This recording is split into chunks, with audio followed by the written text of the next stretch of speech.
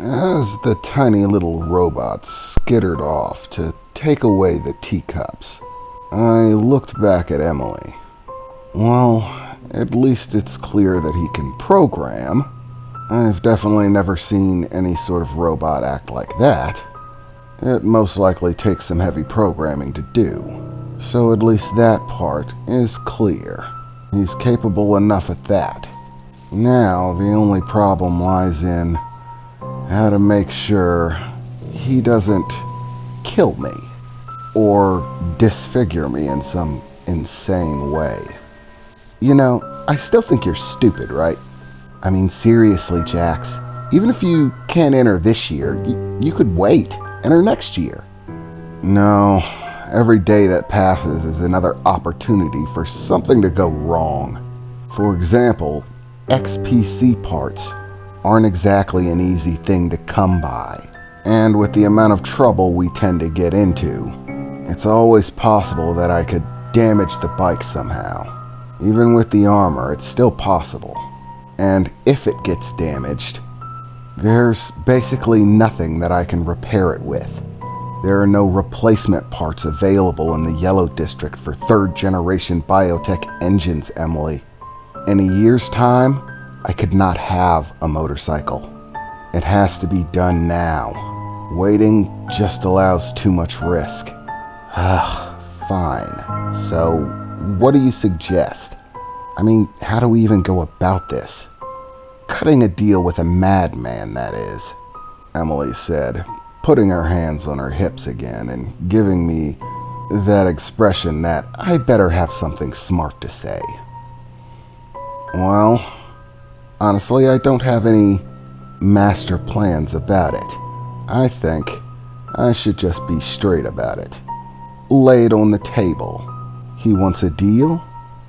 Then he'll get one. But I'm gonna have some conditions of my own. Just then, the door to the other room opened up, and in walked the man in the pinstripe suit, carrying a large bag in the style of a sizable briefcase. "All right then, this should be sufficient," he said as he walked his way over to the table, setting the large case down on top of it. "So, are we about ready to agree to the arrangement? Or do we still need more time for chit-chat?"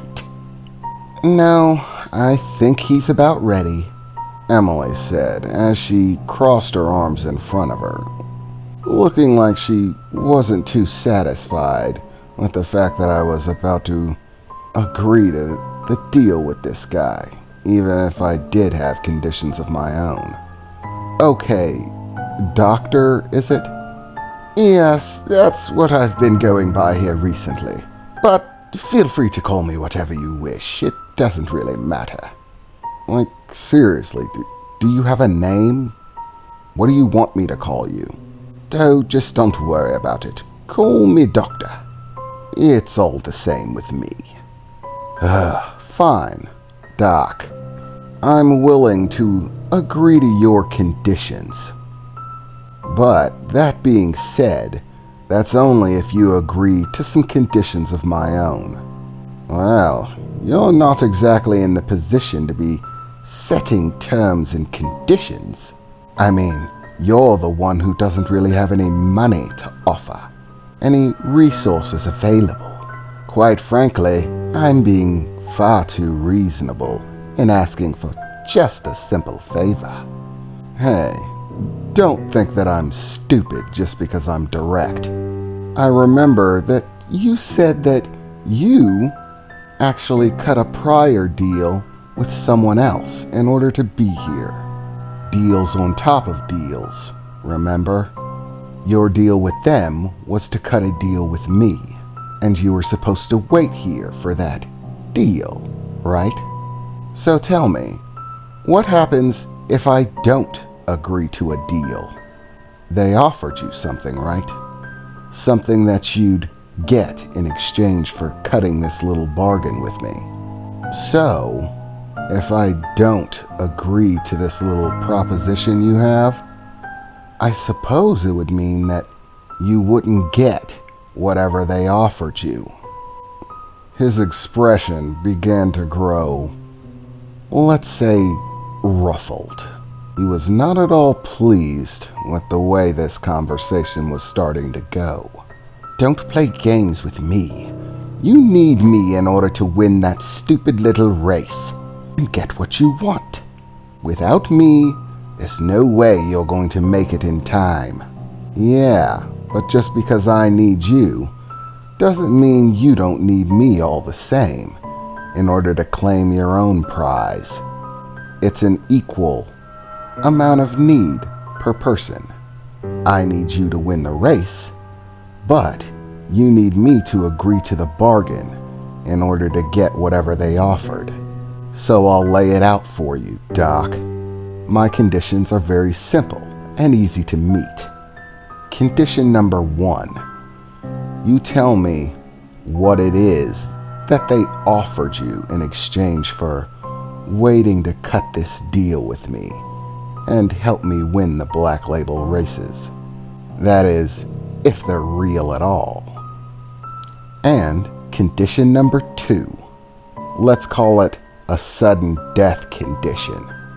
I'll refuse to undergo any process until I'm within an area a little bit more under my control. Meaning it waits until we get back with the others. You perform your little operation in front of Emily, as well as the other people that I've gathered up for this little assignment. Let's call it a double wager. For all I know, the intentions of the person who offered you the deal was to kill me. That's what this little process adds up to. So, let's add in a safety net, so to speak. Well, at least for me. For you, it's a little bit more of a death net. The proposition is simple. I accept to undergo the treatment, but if for any reason this little process kills me, leaves me in some sort of coma or vegetative state, horribly mutates or disfigures me in some way, makes me some sort of living puppet, or any other basically nonsensical crazy mad science that I definitely don't want, then my friends will put you in the ground along with me. Basically, you'll share my fate, whatever it is. If I'm healthy and happy, then you will be too. If I'm otherwise, then you'll join me. So, Doc, how much faith do you have in this process that this shadowy figure handed down to you? Are you willing to wager your life on its success? On my general health afterwards? For a moment, he stared at me very intensely, an exceptionally focused glare. I don't know what it was. Maybe it was just hatred, or perhaps my imagination. I don't really know. But for a moment, and only a moment, I could have sworn that I saw red, a dim red glow in the back of his eyes, like looking into the eyes of the devil himself and knowing you just pissed him off real good. Well, aren't we just clever? Fine, so be it. If something untoward should happen to you during this process, or as a result of it, I agree to join you in your fate. My life on the line. I won't even attempt to fight back. You can off me, just like that. That's the second term of your conditions covered. As far as the first, well, that might take some further explanation. Quite frankly, it's an overcomplicated story that I doubt you'd understand or even believe if I told it to you. But I'll give you the gist of it. You see, Jax, this world we live in now is broken. Once again, in ways that you can't understand. Things that don't make logic or sense to the average individual. There used to be forms of power beyond your wildest imagination in this world. But now, it's all but gone, withered away to dust and decay. What tiny fragments of this power remain are so well hidden that they're basically impossible to come by. I, young Jax, used to be oh so powerful. Even if I explained it to you, it would sound like madness. I used to have the power to do whatever I wanted, whenever I wanted to do it. If there was something that I wished to claim, all I had to do but set my eyes on it, and it was mine. If there was something I wanted destroyed, it was as simple as snapping my fingers. And it was done. And now, it's all gone. Through a set of circumstances and coincidences, or twists of fate, should you call them. All the power I once held has withered away, gone the way of dust, turned to ashes by the flames of time and fate. So, as to what our shadowy friend offered me, he offered me a way to reclaim what's mine, to take back at least a small fragment of the power I once held. But I only get it once you successfully reach the other side. Once you've completed the Black Label races, and you've entered that oh so grand city of New Gate to its very core. Then I will receive my reward, a slice of power.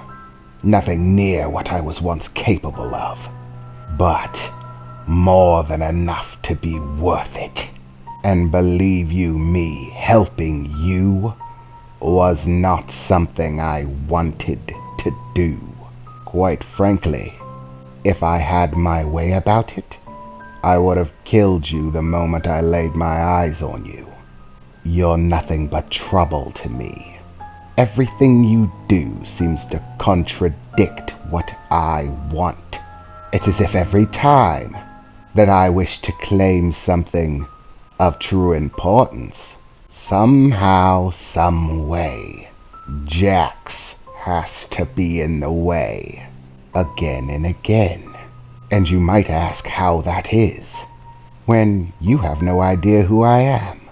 But those answers are not part of the deal. You'll find out in time. But rest assured, the only reason I'm helping you is because the benefit to me outweighs my hatred for you, Jax.